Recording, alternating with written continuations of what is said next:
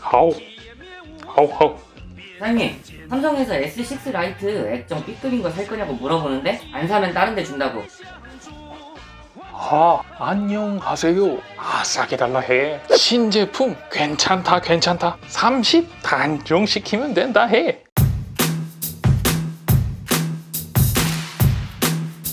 안녕하세요 여러분들, 티라노입니다. 요새 영상이 좀 뜸하죠? 생각보다 요즘에 좀 바빠가지고요, 이런저런 일 때문에 영상들이 조금 늦어지고 있는데요.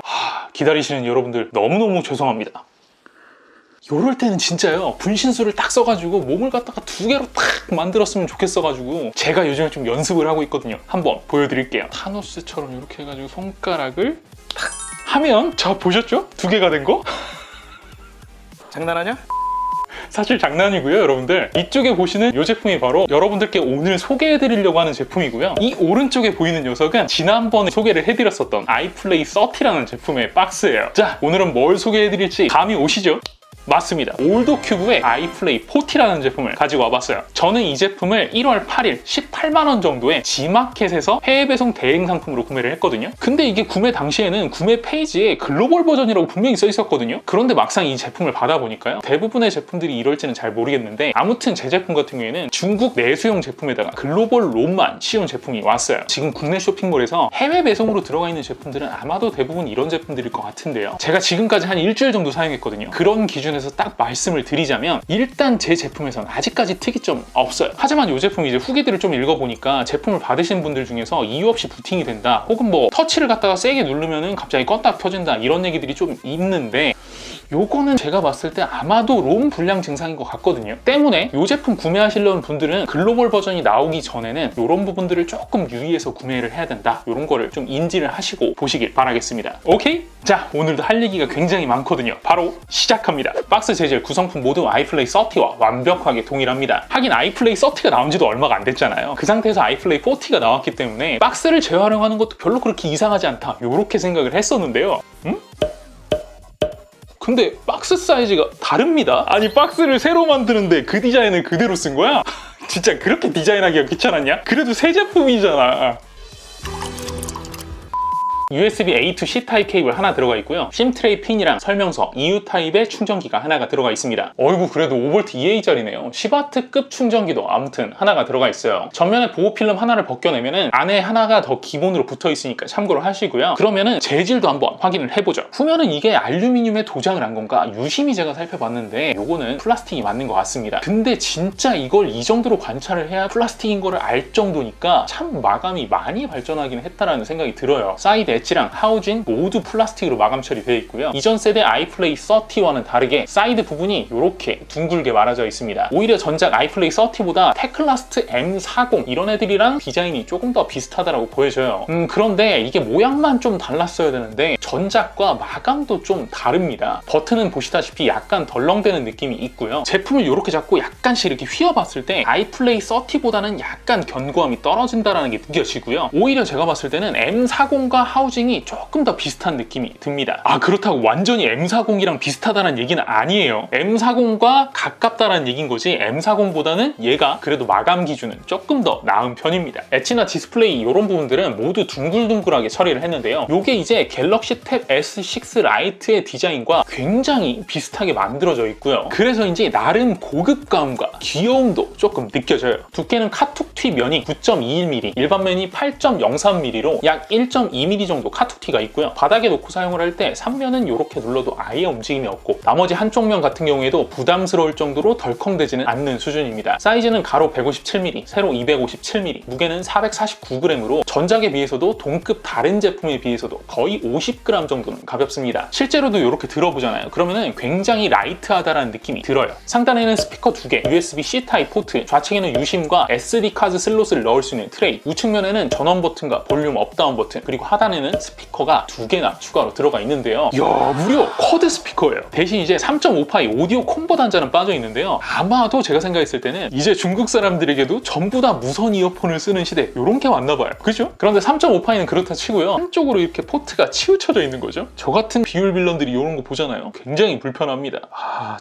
그리고 마지막, 하우징이 이제 M40이랑 조금 비슷한 모양으로 생겼다라고 말씀을 드렸잖아요. M40 같은 경우에는 전원 포트를 연결을 할 때 좀 불량들이 많아서 노파심해요. 전원 포트 연결 느낌도 좀 확인을 해봤는데 요거는 좋습니다. 아주 여유있게 그리고 단단하게 고정이 됩니다. 전면에는 10.4인치 60Hz 2000x1200 해상도의 LCD 디스플레이가 탑재가 되어 있고요. 5대3 비율이에요. 상하 좌우 베젤은 모두 동일한 사이즈고요. 인베젤이 약 8.5mm 정도로 측정이 됩니다. 그런데 조금 이상하죠? 5대3 비율 여러분들 어디서 들어보셨죠? 기억나시나요? 맞습니다. 지난번에 소개시켜드렸던 갤럭시 탭 S6 라이트 그 제품과 디스플레이 해상도, 사이즈, 디자인, 비율, 인베젤 사이즈까지 완벽하게 일치해요. 이게 여러분들이 보시는 화면에서 느껴지시는지 잘 모르겠는데 진짜 같이 놓고 보잖아요. 그럼 디스플레이 품질이 거의 똑같다라고 봐도 무방할 수준이에요. 제가 생각했을 때는 이거 정확한 오피셜 정보는 아니지만 왠지 S6 라이트에 사용됐던 그 디스플레이 혹은 그 제품의 등외품 정도를 올도큐브가 삼성전자한테 혹시 받아와서 쓰는 거 아닌가 라는 생각도 좀 들어요. 거기다가 조도 센서 위치도 완전하게 똑같거든요. 조도 센서는 중간보다 살짝 윗부분, 지금 반사되는 거 살짝씩 보이시죠? 그 위치에 위치해 있고요. S6 라이트랑 다르게 카메라 플러스 조도 센서로 움직이는 게 아니라 조도 센서 단독으로 디스플레이 밝기를 조절을 합니다. 오토로 세팅한 상태에서 디폴트 밝기가 이렇게 조정이 가능하고요. 조도를 가리면 반응 속도가 살짝 느리지만 밝기가 내려가죠. 100%로 해놨을 때요, 최소로 줄어드는 게 50% 정도인데 상대적으로 이게 이제 좀 비싼 제품들에 비해서는 좀 증감량이 적은 편이라고 보이시죠? 그렇기 때문에 요거의 연장선상으로 봤을 때 이로 인한 배터리 세이브량이 조금 적을 수 있을 것도 같아요. 하지만요, 어차피 단일 조도 센서로 조도를 조절하는 디스플레이 같은 경우에는 이게 잘못 파지한다든지 하면은 조도를 갖다가 의도치 않게 내가 생각하는 것보다 더 떨어질 수가 있잖아요. 이런 경우에 있어서는 오히려 조도가 굉장히 많이 떨어져서 디스플레이가 안 보이는 것보다는 차라리 밝기가 덜 줄어드는 게요, 디스플레이를 볼 때 체감상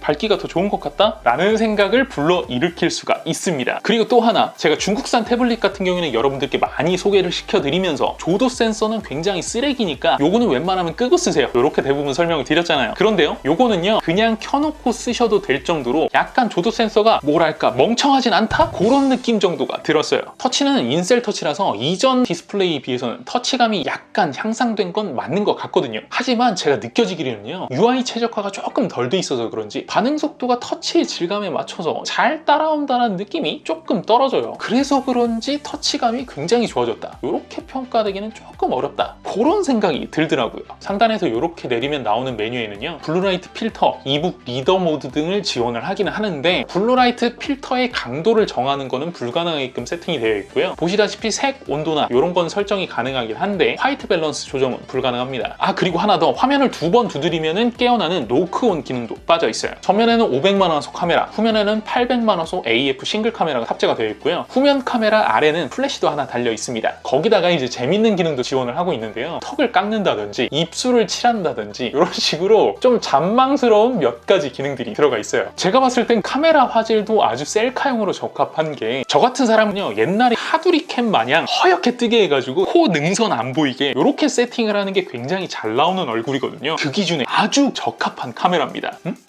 하두리를 몰라? 너무 늙어버렸고. 다시 말씀드리지만 카메라 품질은 기대 안 하시는 게 좋고요. 진짜 이제 급할 때 화상통화용으로 쓰시거나 메모용으로 이렇게 찍을 때 있잖아요, 그럴 때 용도로만 활용을 하시는 게 좋을 것 같습니다. 전면 카메라를 통해서 안드로이드 기본 탑재된 얼굴 인식도 활용을 할 수가 있는데요, 이게 이제 문제가 뭐냐면요, 세로 모드 기준으로만 얼굴을 인식을 하는 편입니다. 또 하나, 노크온 기능이 빠져있다라고 얘기를 했잖아요. 물론 이제 중국산 태블릿들이 대부분 이런 기능들은 빠져있기는 한데 워낙 S6 라이트랑 비교를 해가지고 이 제품은 조금 기대가 됐었나 봐요. 저 같은 경우에는요, 노크온 기능들이 빠져있는 태블릿들은 시스템, 동작 여기 들어가가지고 들어올려 휴대전화 확인 요거를 체크를 해놓고 쓰거든요. 그렇게 해놓으면은 화면을 눕혀놓은 상태에서 이렇게 들어올리면 화면이 켜지게 되는데요, 세로로 들어올렸을 때는 바로 인식해서 진입까지 돼가지고 그런 대로 괜찮은 편인데, 가로로 들어올릴 때는 동작을 지금 안 하죠. 그래가지고 요 기능을 활용을 하려면은 가로로 있더라도 세로로 잡고 들어올려서 인식을 시켜야 돼가지고요, 썩 마음에 들지는 않더라고요. 그리고 또 하나, 요게 이제 안드로이드에 탑재되어 있는 기능이고 있는 카메라 카메라를 활용을 해가지고 쓰는 기능이잖아요. 그렇기 때문에 얼굴의 초체함의 강도라든지 이런 거에 따라서 잠금 화면이 풀리지 않을 때도 굉장히 많습니다. 다음은 스피커입니다. 이 제품이요, 쿼드 채널이라고 광고를 하고 있고 듀얼 채널보다는 무조건 좋아 보이는 스피커가 들어가 있는 것 같잖아요. 실제로 그런 분들도 굉장히 많은데요, 절대 그렇지가 않습니다. 이 제품 같은 경우에는 아이플레이 30에 들어갔었던 게 이렇게 세로로 잡았을 때 아래쪽에 2개 듀얼 스피커가 들어가 있었잖아요. 그냥 밑에 있던 2개의 품질의 스피커를 위에도 달아놨다, 이런 정도로 생각을 하시면 딱 알맞습니다. 제가 아이플레이 30 그리고 테클라스트 M40 S6 라이트랑 아이패드 에어 4까지 비교를 해드려 볼 테니까요, 들어보시죠.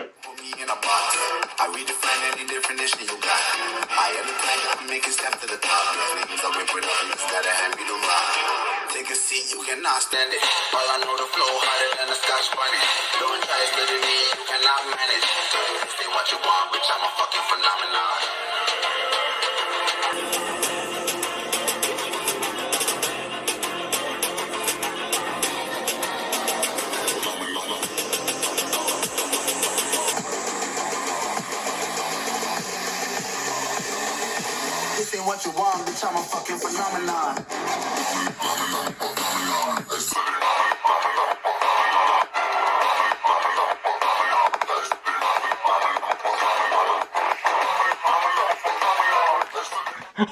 어떠세요? 별로죠? 이걸 보고 제가 드는 생각은요, 그냥 듀얼로 한 다음에 가격을 낮추지 라는 생각이 들 정도로 굉장히 별로였습니다. 특히나 소리면은 쿼드 채널이면 굉장히 큰 편으로 나와야 되잖아요. 하지만 M40에 비해서도 그렇게 소리의 크기도 크다라고 느끼지 못할 정도로 소리의 크기 면에서도 사운드 품질에 있어서도 별로 개선이 되었다라는 느낌이 전혀 들지는 않았습니다. OS는 안드로이드 10이 탑재가 되어 있습니다. 글로벌 롬을 설치한 제품이라고 하더라도요, 당연히 한국어 세팅이 가능하고요, 완벽하게 한글 UI를 지원을 하며 플레이 스토어도 전부 다 정상적으로 작동을 합니다. AP는 비코어 A7로 2개, 리틀코어 A55 6개로 구성된 유니 SoC의 T618 칩이 탑재가 되어 있습니다. GPU는 말리 G52에 램 용량은 8GB고요. 스토리지는 eMMC 128GB가 탑재가 되어 있고 확장 슬롯을 이용을 하는 경우에는 2TB까지 확장이 가능합니다. 와이파이는 AC 규격으로 와이파이 5, 블루투스 버전 5.0을 지원을 하고요. GPS 모듈과 LTE 기능까지 탑재가 되어 있습니다. 심지어 IMEI 값이 2개라서요, 2개의 심을 한 번에 지원을 합니다. 망 테스트를 해본 결과는요, U+ 망에서는 통화, 문자는 불가능하고 데이터는 사용이 가능했고요, SKT, KT망에서는 전화와 문자까지도 사용이 가능하다고 합니다. 자, 이제 성능도 한번 알아봐야 되겠죠. 먼저 긱벤치 5 스코어입니다. 싱글코어 369포인트, 멀티코어 1458포인트입니다. 같은 AP를 활용한 M40과 거의 동일한 점수를 보이고요, S6 라이트와도 거의 유사한 점수를 보여줍니다. 다음은 3D 마크 테스트예요. 벌칸 기반 와일드 라이프입니다. 701포인트 나왔고요. 오픈 GL 기반 슬링샷 익스트림은 1482포인트로 측정이 됩니다. 지난번에 휴대폰 리뷰에서 보여드렸었던 S21 같은 최신 제품과는 갭 차이가 많이 벌어지긴 하죠. 그런데요, 원래 요 가격대에 나왔던 제품들에 비해서는 요 정도면은 굉장히 점수 향상이 많이 된 편입니다. 네, 맞아요. 요게 이제 향상된 점수가 맞아요. 말이 되는 소리를 해!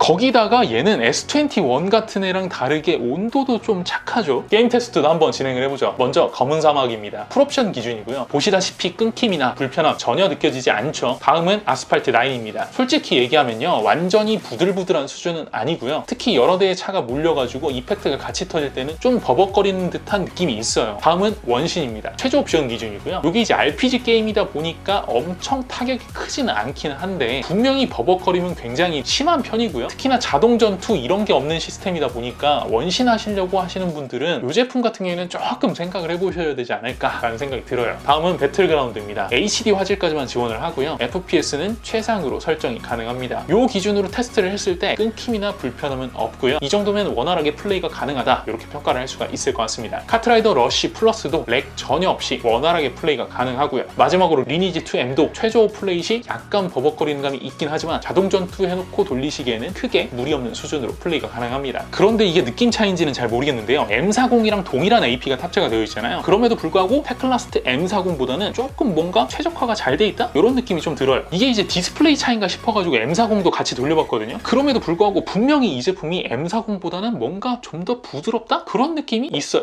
그리고 또 하나, 이전 세대인 아이플레이 30랑 비교를 했을 때도요, 성능 면에 있어서는 분명히 향상이 많이 됐구나, 이런 느낌이 들었어요. 내비로서의 성능도 한번 보겠습니다. 팀의 베스트 테스트를 진행을 진행을 했고요. GPS 수신 속도는 괜찮은 편이에요. 앱도 부들부들한 편이고요. APK 파일로도 국락이나 이런 것들은 지원을 하지 않기 때문에 기본 탑재되어 있는 화면 분할 기능을 이용을 해서 반대쪽에 네이버 웹툰이나 유튜브를 띄워서 사용을 좀 해봤거든요. 그럼에도 불구하고 램 리프레시 없이, 즉 백그라운드 자동 삭제 없이 잘 돌아가는 편이었어요. 아참, 그리고 하나 더, 제가 저번에 S6 라이트를 설명을 드리면서 이 제품 나침판 센서가 없다 이렇게 말씀을 드렸었는데, 어떤 분들 같은 경우에는 중국 제품에는 나침판 센서가 들어가 있는지를 알고 계시는 분들도 계시더라고요. 여러분들 그거 아닙니다. 이 제품뿐만 아니라 대부분의 중국산 태블릿도요, 전부 다 나침판 센서는 들어가 있지가 않아요. 그 상황에서 제가 중국 태블릿이 조금 더 낫겠다라고 설명을 드렸던 거는 GPS 수신율이 조금 떨어진 편이었었고, 거기다 플러스 가격으로 봤을 때도 내비 용도로만 쓰시기에는 조금 불편한 가격이기 때문에 그렇게 말씀을 드렸던 겁니다. 오케이? 동영상 플레이어로는 어떤지도 한번 보여드릴게요. 유튜브는 1080p까지 특별한 화질 이슈라든지 UI 이슈 없이 잘 작동을 하고요. 참고로 전작인 아이플레이 30 프로 아닙니다. 아이플레이 30 같은 경우에는 제가 지금 사용을 하고 있는데 벌써 업데이트가 끊긴 것 같거든요. 그래서인지 이걸 PPI 기준으로 아무리 변경을 해도 태블릿 UI로 변경이 안 되는 문제가 있었는데, 이 문제도 아이플레이 40에서는 분명히 개선이 된 것 같습니다. 그리고 또 하나, 대부분의 중국산 태블릿이 그렇듯 넷플릭스 같은 경우에는 SD 화질까지만 지원을 하고요. 배터리는 6000mAh가 탑재가 되었는데요. 전작인 아이플레이 30가 7000mAh가 탑재되어 있던 거에 비해서 너프가 되었습니다. 제가 판단했을 때는요, 조도 센서의 품질을 좀 개선을 했고, 거기다 이제 디스플레이 품질도 개선이 되었기 때문에 요거에 따른 배터리 세이브 부분을 감안을 해가지고 배터리 용량을 타이트하게 잡은 게 아닌가라는 생각이 좀 드는데요. 제가 개인적으로 봤을 땐 요거 좋은 선택은 아니었다, 이렇게 판단이 됩니다. 예전부터 제가 했었던 태블릿들의 배터리 타임 측정 방법과 동일하게 디스플레이 최대 밝기 기준 유튜브 1080p 한 개 연속 플레이 시의 배터리 타임은 무려 5시간 컷이었는데요. 야, 굉장히 짧죠? 맞아요. 이전 세대 아이플레이 30에 비해서도요, 거의 3시간 가까이가 짧습니다. 그런데 이제 지금 보이시는지 모르겠는데요, 이 제품과 아이플레이 30와 이렇게 디스플레이를 놓고 비교를 했을 때 디스플레이 밝기 차이가 제가 봤을 때는 잘 모를 정도의 수준이거든요. 거기다가 태블릿에 있어서는 대부분의 전력 소모가 디스플레이에서 잡아먹는 걸 미루어 봤을 때 요거랑 거의 동일한 디스플레이를 달고 있다라고 추정이 되는 7040mAh가 탑재되어 있는 S6 라이트에서 6시간 30분 정도를 버텨줬으니까요. 그 기준에서 봤을 때도요, 요거는 다른 제품들에 비해서도 조금 너프가 많이 된 편이다, 이렇게 판단을 할 수가 있을 것 같습니다. 거기다 플러스 S6 라이트 같은 경우에는 조도 센서에다가 위에 카메라까지 연동을 해가지고 조도를 조절을 하기 때문에 상대적으로 이 제품보다도 조도에 관련된 움직임이 더 좋은 편이거든요. 그런데 그것과 동일한 제품으로 추정되는 디스플레이를 탑재를 하면서 배터리를 더 깎았다, 이건 좀 이해가 되지 않는 방향성이고요. 참고로 자동 밝기 조절을 이용하는 경우에는 약 7시간 30분 정도가 사용이 가능했었는데, 요 7시간 30분 기준으로 봐도요, S6 라이트의 자동 밝기 기능을 켠 것과 전작인 아이플레이 30의 최대 밝기로 해놓고 사용한 것과 비교를 했을 때도 첫 번째 일단 사용 시간도 깎였고요. 최대 밝기 기준으로 했을 때는 S6 라이트라든지 아니면 이 제품이 더 좋다라고 가정을 하더라도 요거 자동 밝기하고 아이플레이 30 최대 밝기 기준으로 했을 때는 그게 더 밝거든요. 그렇기 때문에 배터리 소모 대비 밝기도 썩 만족스러운 수준은 아니었다, 그렇게 평가를 할 수가 있습니다. 그러니까 이 제품 배터리 민감하신 분들은 그거 참고를 하셔서 구매를 하셔야 돼요. 오케이?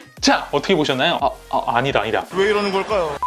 아직 하나가 더 있네요. 펜에 관련해서 잠깐 설명을 드릴게요. 아이플레이 30부터요, 팜 리젝션 기능이 들어가면서 이 아이플레이 시리즈에서 펜 관련된 문의를 많이들 주시거든요. 그런데 저 같은 경우에는 아이플레이 30에서도요, 그리고 아이플레이 40에서도요, 역시 펜을 안 샀습니다. 왜냐고요? 한마디로 딱 정리를 해드릴게요. 돈이 아까워요. 이게 무슨 말이냐면요, 여러분들 이미 펜을 사용하는 것들 중에서 투인원 노트북 이런 것들도 굉장히 많잖아요. 거기다가 태블릿에 있어서는 요즘에 펜을 굉장히 많이 지원하는 추세입니다. 그런데 여러분들, 펜은 제가 생각했을 땐 하드웨어적인 부분보다는 소프트웨어적인 부분이 훨씬 더 많은 영향을 미치는 부분이다, 이렇게 생각을 합니다. 물론 이제 디스플레이의 주사율, 기기와 펜 사이의 레이턴시 등 하드웨어적인 퍼포먼스가 전혀 영향을 안 주는 건 아니긴 하지만 그것보다 더 중요한 게 바로 소프트웨어적인 최적화 부분이다, 이렇게 생각을 하는 겁니다. 제가 이제 가끔 라이브 방송에서도 말씀을 드리긴 하는데, 자판 늙었어!